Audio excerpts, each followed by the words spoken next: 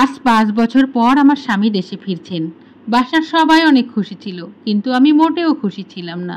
আর কেন খুশি ছিলাম না সেটা একটু পরেই বলছি। হঠাৎ করেই আমার স্বামী আমার দিকে তাকিয়ে বলে, কি ব্যাপার, তোমার কি মন খারাপ নাকি অন্য কিছু হয়েছে, আমাকে বলো। তখন আমি বললাম, না কোনো সমস্যা নাই, আপনি রেস্ট নেন, আমি একটু পরে আসতেছি। তো আমি যখন তার জন্য পানি আনতে যাচ্ছিলাম, আমার পায়ে একটু আঘাত ছিল, এজন্য খুঁড়িয়ে খুঁড়িয়ে হাঁটছিলাম। আর সেটাই আমার হাজবেন্ডের চোখে পড়ে। সাথে সাথেই আমার স্বামী আমাকে ডেকে বলে, কি ব্যাপার, পায়ে কি হয়েছে?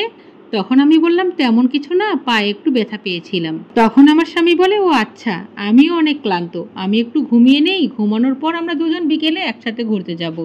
এই বলে আমার স্বামী ঘুমিয়ে যায়। সে ঠিক 3-4 ঘন্টা পর উঠে আমাকে বলে, তুমি সুন্দর দেখে একটা নীল শাড়ি পরবা, আমরা একসাথে বের হব, আর সাথে কিছু সুন্দর সুন্দর গহনাও পরবা। তখন আমি একটু মুচকি হেসে বললাম, আমি এগুলো কোথায় পাবো? আমার তো হাতে গোনা 2-3টা শাড়ি আর 2-3টা জামা, যে জামাগুলো আমি সব সময় বাসায় পরি। তখন আমার স্বামী একটু চেঁচিয়েই বলল, মজা করো না আমার সাথে, আমি যেটা বলেছি সেটাই করো। আমিও তাকে জবাব দিলাম, কেন মজা করতে যাব তোমার সাথে, যা সত্যি তাই বলেছি, আমার এর থেকে বেশি আর কিছুই নাই। তখন আমার স্বামী উঠে বলে, আমি তো 5-6 মাস পর পর তোমার পছন্দ মতো শাড়ি কেনার জন্য মায়ের কাছে টাকা পাঠাই, প্রতি মাসে তোমাকে এক্সট্রা করে 2000 টাকাও পাঠাই। এছাড়া এই তো গত 2 মাস আগেও তো আমি তোমাকে 1 লাখ টাকা পাঠিয়েছিলাম তোমার স্বর্ণের গহনা বানানোর জন্য, এইসব কোথায় গেল? আমি একটু বিরক্ত হয়েই বললাম, আমার এসব কিচ্ছুই নেই, আমি যেতে পারবো না। তখন আমার স্বামী বলল, ফোন দিলে তো ঠিকই বলতা তোমার সব কিছুই আছে, আর এখন এইসব কোথায় গেল? এতক্ষণ আমি আমার স্বামীর সাথে গরম গলায় কথা বললেও শেষমেশ আমি কান্নাটা ধরে রাখতে পারিনি। তখন আমি আমার স্বামীকে বললাম, তোমার মা এসব আমাকে কিচ্ছুই দেয়নি, এই তো পাশের রুমেই তোমার মা আছে, তুমি চাইলে তোমার মাকে এনে আমার সামনে জিজ্ঞাসা করতে পারো। এই কথা শোনার পর আমার স্বামী তার মাকে একটা ডাক দিল। মুহূর্তেই আমার শাশুড়ি আমার রুমে এসে হাজির হলো। এসেই আমার শাশুড়ি জোর গলায় বলতে লাগলো, কি হয়েছে বাবা, তুই না ঘুমিয়েছিলি, বউ কি তোর সাথে কোনো ঝামেলা করতেছে, আমাকে বল। আমার স্বামী উল্টো তার মাকে জিজ্ঞাসা করলো, মা আমার বউয়ের শাড়ি গহনাগুলো কই, ওকে যে স্বর্ণের জিনিসগুলো বানিয়ে দিয়েছিলাম সেগুলো কোথায় মা, ওর কোনো জামা কাপড় নেই কেন? আজ এতদিন পর আমি বাসায় এসেছি, তারপর এসে দেখি ওর গায়ে একটা ময়লা কাপড়। মুহূর্তেই আমার শাশুড়ি চুপ হয়ে গেল, তার মুখ থেকে একটা কথাও আর বের হচ্ছে না। তখন আমার স্বামী বলে, কি হলো মা, উত্তর দাও না কেন? তখন আমি এক পর্যায়ে বলে উঠলাম, তোমার মা আর কি উত্তর দিবে বলো? তুমি বিদেশ যাওয়ার পর থেকে তোমার মা আর তোমার বোন আমাকে যে কষ্ট দিয়েছে তা বলার মতো না। কখনো যদি কাজে কোনো ভুল হতো তখন তোমার মা তোমার বোন আমার গায়ে হাত তুলতো। এই যে তোমার বোন, তাকে দেখতে পাচ্ছ, সে তোমার ছোট বোন, তার কিভাবে সাহস হয় আমার গায়ে হাত তোলার?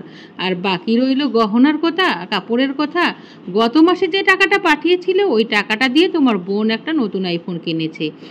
এই যে তোমার বোন সামনেই আছে, তাকে জিজ্ঞাসা করে দেখতে পারো। আর এই যে প্রতিটা ঈদ আসতো, ঈদের মধ্যে বাসা বাড়িতে মহিলারা যেসব জামা কাপড় নিয়ে আসতো, সেখান থেকে 200-400 টাকা করে আমার জন্য জামা কাপড় কেনা হতো।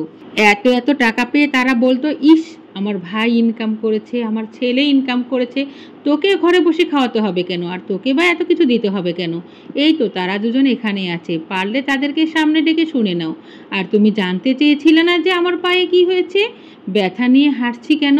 তাহলে শোনো, গত পরশুদিন রান্না করার সময় রান্নায় একটু ভুল হয়েছিল, খেতে একটু খারাপ লাগছিল, বিধায় তোমার মা পুরো কড়াইটা আমার পায়ের উপর ফেলে দিয়েছে।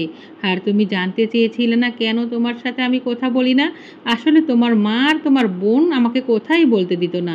এসব কথা শোনার পর আমার স্বামী তার মাকে জিজ্ঞাসা করে, মা আমার বউ যা বলছে তা কি সত্য? তখন আমার শাশুড়ি আর কোনো উত্তরই দিতে পারে না। আর উত্তরই বা দিবে কি, কারণ তার কাছে তো কোনো উত্তরই ছিল না। তখন আমার স্বামী বলে যে, আমার অনুপস্থিতিতে তোমরা আমার বউয়ের সাথে এত খারাপ ব্যবহার করেছো, তাকে কাজের মেয়ের মতো রেখেছো। তখন আমার শাশুড়ি বলে, বাবা আমাদের ভুল হয়ে গেছে, আমাদের ক্ষমা করে দেই।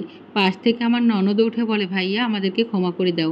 এমতো অবস্থায় আমার স্বামী অনেক রেগে যায়। আমি আমার স্বামীকে বললাম, তুমি শান্ত হও, যা হবার তা তো হয়েই গেছে। আর রাগ দেখে আমার শাশুড়ি আর ননদ রুম থেকে বেরিয়ে যায়। তখন আমার স্বামী আমাকে বলে, আমার ভুল হয়ে গেছে, তোমাকে এভাবে রাখার আমার ঠিক হয়নি, তুমি আমাকে ক্ষমা করে দাও। আমি আমার স্বামীকে বললাম, তুমি ক্ষমা চাচ্ছ কেন, তুমি তো আর কোনো দোষ করনি। আমি স্ত্রী হিসেবে তোমার কাছে একটা জিনিসই চাইবো, তুমি কি সেটা আমাকে দিবা? তখন আমার স্বামী বলে, তোমার কি চাই বলো। আমি বললাম, তুমি আর কখনো বিদেশ যাবে না। যেটা হয় দেশেই থাকবা। তখন আমার স্বামী বলল, কথা দিচ্ছি আমি আর কখনো বিদেশ যাব না। আমার স্বামী বসা থেকে উঠে দাঁড়িয়ে বলল, চলো এবার মার্কেটে যাব, তোমার কি কি কেনা লাগবে আজকে সব কিছু কিনে দিব। আজকে আমরা দুজন মিলে অনেক ঘোরাফেরা করব। আসলে যাদের স্বামী বিদেশ থাকে, প্রবাসীর বউ, তাদের তো এমনিতেই কষ্টের শেষ থাকে না। তার ওপর যদি শ্বশুর বাড়ির মানুষ এরকম হয়, তাহলে তো আর কথাই নেই। আর এটা একটা আপুর জীবন থেকে নেয়া গল্প, আমার ব্যক্তিগত জীবনের সাথে এর কোনোই মিল নেই।